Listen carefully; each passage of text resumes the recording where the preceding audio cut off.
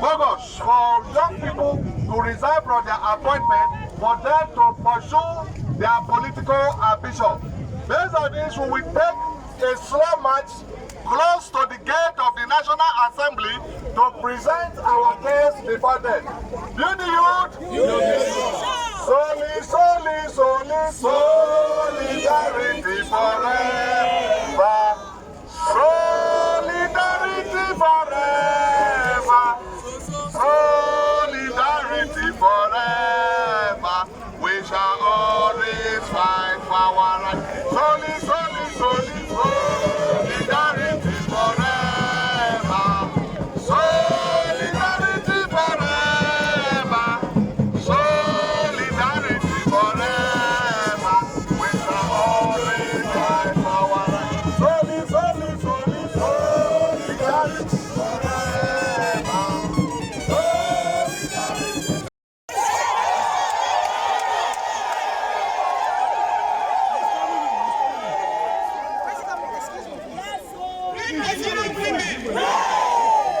Please give him space. Greatest of Nigerian youth.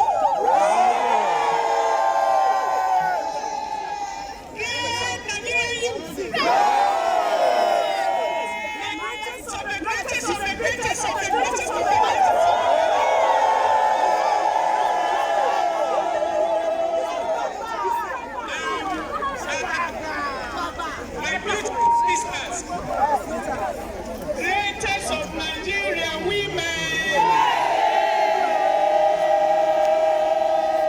The greatest of Nigerian mothers. They are very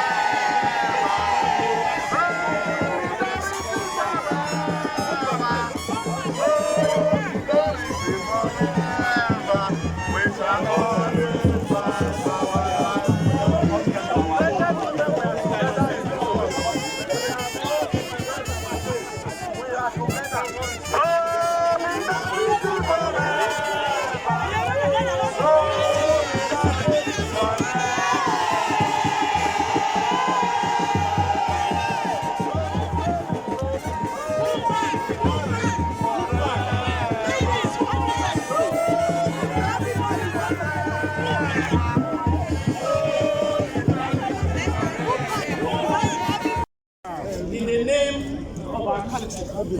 Fellow compatriots, it's great to have you here. I recognize the President of the Council of Nigerian Youth, who has been in my office.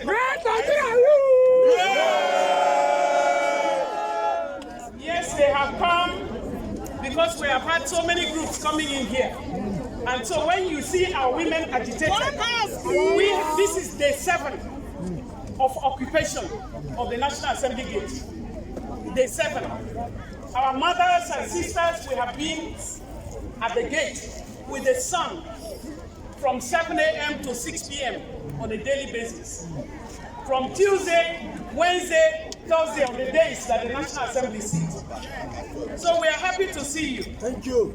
We fought together for the bill that has now become the electoral bill that is now an act. And so we fight. We continue to fight. But we also thought that we'll see the Nigerian youth on the side of the mothers. Sure. And so you are coming here, we are looking at ourselves.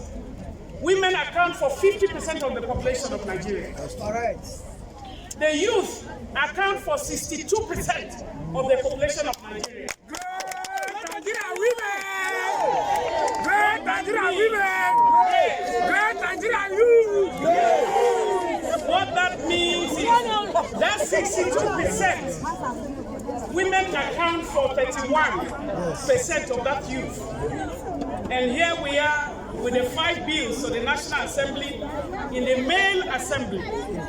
Male assembly, we are asking for human assembly, not male assembly. And they have thrown all the bills. we thought that we see Nigerian youth also cry out.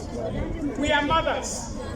Many of us have raised generals. Yes. Many of us have raised doctors. Yes. Many of us here have raised engineers. Yes. And before a woman, a child is a child. Yes.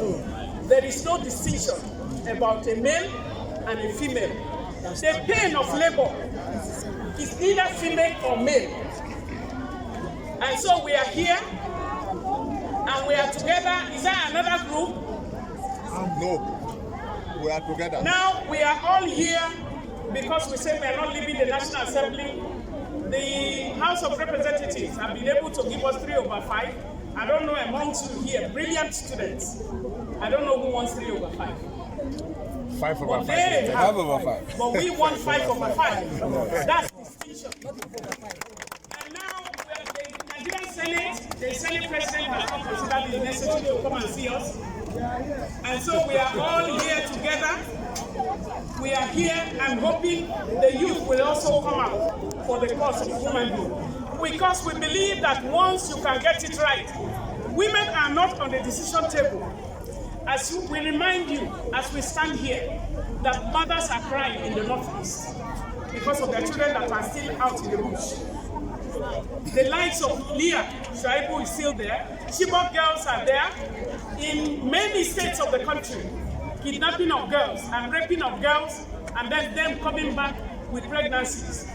If you were the parents of those children, I know that brothers love their sisters. Can you imagine your sister being kidnapped for 4 years? And so we are crying and we are very sad. We welcome you here, that you are here at the National Assembly, but we are saying women are occupying the National Assembly. Yes. We would like you to address your, we will seek solidarity with you, but nobody is going to the gate. For now, just give us that respect that we are occupying the gates of the National Assembly. On Tuesdays, on Wednesdays, on Thursdays, wherever you go, count me in that in the struggle for this country. Many of us as students have been to jail, have been to detention, DSS will carry me, I've been kidnapped by the federal government of Nigeria, locked up in jail, all of it has suffered for Nigeria. For the struggle for democracy in Nigeria. Many of us who are in this struggle, in the leadership of this struggle, we have suffered so much for Nigeria. And so we are here. But we welcome you. And so we will sing solidarity together. Solidarity forever. Solidarity forever. Solidarity forever. We shall always fight for our rights. Solidarity forever. Our position on the Electoral Act 2022. But before proceeding, let us start by congratulating you and your colleagues on this very passage of the Electoral Act amendment. All stakeholders in the electoral system agree that it is a quantum leap in improving the electoral process and system, and indeed strengthening and deepening democracy. History will remember the National Assembly for doing a patriotic job in this regard. However, the NYCN insists that there are a number of vexed issues, particularly Section 84, subsection 12 of the Electoral Act, and it is our firm belief that it should be expunged from the Act, as we learned was agreed in the first place before Mr. President signed and assented to the law. The following issues inform our stand and our decision.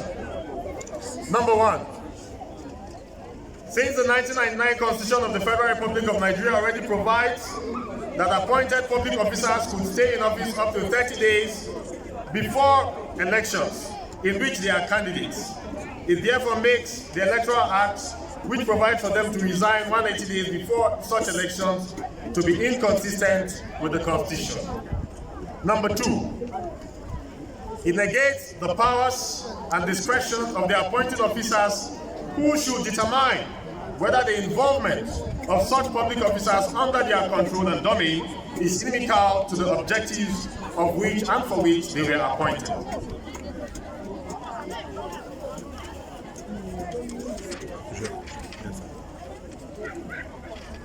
Number 3, on the issue of political appointees participating as delegates in political party primaries, which the Electoral Act, as it is today, prohibits. The NYCN takes a stance also that the Constitution allows all citizens to participate in the electoral process, except those constitutionally barred from specific parts of this process. Section 42 of the 1999 Constitution, as amended, is very clear on this. Number 4. Moreover, the point in 3 above is illegal emasculation of participatory democracy, which cannot be allowed now that we are making democratic progress. On the fronts, we still refer to Section 42 of the 1999 Constitution as amended. Number 5, if there should be any law regulating citizens' participation as political party delegates, it should be left for political parties to handle internally. Section 84, subsection 12 appears to be targeted particularly at young political office holders. Number 6, very importantly, it is dishonorable for the National Assembly to make a vote first after agreeing with the President on these constitutional observations. Number 7, in the light of the fact that this particular clause 84, subsection 12 is totally inconsistent with the Constitution, it will inevitably lead to multiple litigations which will worsen whatever problem it is we intended to address. Finally, it should be noted that young political appointees will be the greatest casualties of this undemocratic law, and thus we stand to demand for its immediate reversal. It is for these reasons that, as part of our patriotic duty to keep vigil on matters of public interest, we insist that the said clause should be deleted in the interest of democracy and tranquility in the electoral process. The youth wish to take you to this task of honor in returning to the agreement you have with Mr. President before he assented to the Electoral Bill 2022 now and out.